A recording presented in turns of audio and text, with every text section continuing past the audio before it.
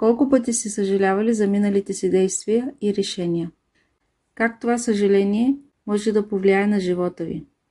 Колко пъти на ден си спомняте за миналото?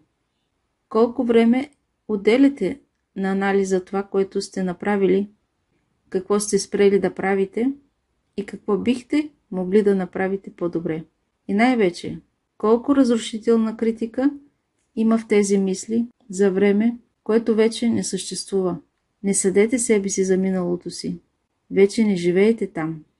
Повечето от нас имат навика често да си спомнят за минали преживявания, действия и решения. За съжаление, обаче не го правим от любов. Ние разглеждаме миналото си с лупа, подчертавайки всеки провал и със желание за съвършенство, колкото жестоко и нереалистично да е това. Реалността